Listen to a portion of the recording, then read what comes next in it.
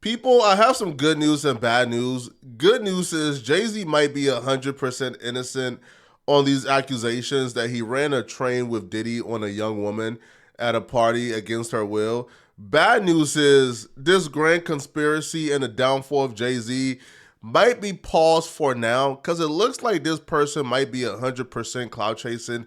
Because when you look at the actual details of what they put down, including the multiple drafts that's out there, and you compare that to the real life details and the real life facts, nothing adds up here. As a matter of fact, the only thing that adds up are the accusations that Tony Busby is an absolute con artist. I mean, you have to be a con artist, Brett, to even touch this lawsuit with a 10-foot pole. So let's get into the inconsistencies, the lies, the mistakes. The story goes as follows. An anonymous woman is suing Jay-Z and Sean Diddy Combs. She would claim that when she was really young, approximately 1-3 years of age for YouTube guidelines, she went to the VMAs at Radio City Music Hall. Now, according to her, she couldn't get in, but a friend dropped her off and she was outside with a large group of people. After accepting her fate and realizing she couldn't get into the award show, she began to roam around to speak to limousine drivers, hoping that one of them could get her into the Radio Music Hall, which I don't know why she would speak to them, but that's not the case, right? Now, she spoke to a couple, but there's one limo driver in particular told her, listen, I can't get you into the awards show. However, I know Diddy, I'm his personal driver, and Diddy like him young, just like you. I could get you into a Diddy after party if you want. And she said, of course, I don't want to go to a Diddy after party. So the limo driver told her, listen, meet me back here at this particular time. I'll pick you up and take you there. So according to her, the limo driver came back, picked her up, and took her to Diddy after party. And when she got to the after party, she drank something, started feeling woozy, went into a room to lay down. Diddy and Jay-Z came and they violated her. That's the story. But things are not adding up. On the left is the original lawsuit. On the right is the updated and amended lawsuit. The plaintiff claims the driver who she spoke to told her he would take her to the Diddy after party after the VMA. See, the limousine driver was working. He was on call. He was waiting outside for a particular celebrity who was at the VMA. So after the VMAs, he dropped off that celebrity, came back and picked her up and took her to the Diddy after party. Now, in the original lawsuit, she claims that the driver came and picked her up at 9:30 p.m. or 10 p.m. He picked her up at 9:30 or 10 p.m. to take her to the VMAs after party after the VMAs was done. There's a big problem with that. You see, the VMA started around 8 p.m. Eastern. The VMA is a 3-hour show. So at the very least, the VMAs would have been over with at 11 p.m., not 9:30, not 10 p.m. And if the driver had to drop off his client after the VMAs and then come back to pick her up, at the earliest, he probably picked her up at like 11:30, if her story is true. The original lawsuit didn't include Jay-Z's name. It was Sean Diddy Combs named, and then Celebrity A and Celebrity B were anonymous. But when they included Jay-Z's name in this lawsuit, Jay-Z was at the VMAs until it was over. So they had to get their story straight. So right when they included Jay-Z's name and decided they wanted to bring Jay-Z into this nonsense, they updated the lawsuit to change it from 9:30 to 10 p.m. to something more vague and obscure, so they don't really have to commit to a particular time because, quite frankly, they probably can't commit to a particular time since it's probably all made up. Instead of saying 9:30 or 10 p.m., they made it very vague by saying, listen, the driver stated that he had to drive Combs and other celebrities to the after party and that he would come back to pick her up. And they left it at that, didn't commit to a time, didn't give nothing. That right there is just one detail that makes this really sketchy, but there's more. Please pay attention. Attention to details is very important, so let's slow this down and comb over every fine detail. She amended her lawsuit by stating the driver came and picked her up actually after the VMAs, which was 11. The driver dropped off Diddy and his associates at the after party and came back to pick her up. Let's be ambitious and say it took them 30 minutes to get from Radio City Music Hall to drop off Diddy at the after party and got back. He picked her up at approximately 11:30 It took him 20 minutes to get to the large white residence with a U-shaped driveway that the after party was hosted at. She got to the large white mansion at approximately 11:50 p.m. Keep in mind as you hear this story, people, 13 is the age. Got to the door, was forced to sign an NDA, walked in, seen all these celebrities, and she started to talk to these celebrities, interact with them, and people began to come around with drinks. And as she took the drink, she instantly began to feel woozy. Now, the person or people who passed her the drinks were the staff, right? The waiters and waitresses, they came around, gave her a drink.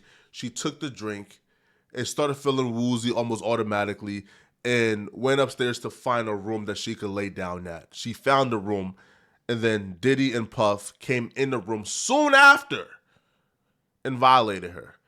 But there's a huge problem with that particular telling of the story. Well, let's rewind a little bit to her getting to the large white mansion at 11:50 p.m. The limo driver supposedly dropped her off at the same after party as Diddy that he dropped Diddy off at, which was this large white mansion with a U-shaped driveway. But the only problem with that is Diddy was actually at the Twirl nightclub for the after party, and he was chilling and hanging out with his girlfriend at the time, Jennifer Lopez. Diddy was never at no mansion white party 30 minutes after the VMAs. He was at the Twirl nightclub after the VMAs. Jay-Z and Diddy went to two different after parties. Diddy was at Twirl nightclub. Jay-Z was at Lotus nightclub. Two different clubs. And neither club fit the description of huge white mansion. As a matter of fact, Lotus is known for being a hole in the wall. It's not no huge white mansion with a U-shaped pathway, bruh. This is Lotus. And here's an article labeling Lotus as a hole in the wall, labeling like Lotus as being in the wrong neighborhood, in a bad neighborhood. This isn't a mansion. This isn't a U-paved driveway at all. At all. I don't know what she's describing, but this is not Lotus. This is not where Jay-Z was or where Diddy was. Remember the time frame we talked about? How she arrived at the mansion at around 11:50 p.m. Well, Lotus is 17 to 20 minutes away from Radio City Music Hall. Twirl is 22 minutes away. So Jay-Z would have arrived, if he left at 11 p.m. on the dot, he would have arrived at Lotus at around 11:20. So he would have been at Lotus for only 30 minutes so far when she got to the mansion. And Diddy would have been at Twirl for only 30 minutes as well, or about 30 minutes, when she got to the particular mansion. Now, according to her, when she got there, she started talking to celebrities, drinks started flowing fast, she started feeling woozy, went to the room, and soon after, Jay-Z, Diddy, and Celebrity B, which is a female, Celebrity B, a female, they all came in a room and violated her. Listen, bruh, I'm not trying to victim blame here, bruh, but it doesn't add up. Jay-Z would have obviously still have been at Lotus in that time frame. What, is he going to go to Lotus for 20 minutes and dip? And even that, he would have had to drove from Lotus to where she claims is 20 minutes away from Radio City Music Hall, which would probably be on the opposite side. So he would have had to drive 40 minutes to get to her. That time frame don't even work. Because how she describes it, walks in, drinks flowing, got woozy, went to the room, Diddy, Jay-Z walked in, violated her, left. It happened like this. The time frame doesn't add up. Now, there's rumors too that they were actually trying to say that Beyonce was Celebrity B, right? They were trying to extort Beyonce as well. But here's the thing. They knew they couldn't because even the Beyonce aspect would have blew this case wide open. If they would have included Beyonce's name, this entire case would have been blown wide open, so they knew better. Because Beyonce herself was at another after party with her mother. Even though Beyonce at the time was 19 years old, Tina still wasn't going for it, right? She was really overprotective of Beyonce and Destiny Childs, and she was with them everywhere, holding their hands. She wasn't going to allow Beyonce to be involved in any type of menage a trois, bruh, at no party with Diddy and Sean Combs, and Jay-Z. It's not happening, bro. All right? It's not happening. So this Beyonce angle they wanted to take, they realized they couldn't take it because, it would have blew this entire case open and make everybody think, okay, yeah, they capping. They might try to implicate Jennifer Lopez as the celebrity be the female who was in the room with Jay-Z and Diddy, but even that wouldn't make sense.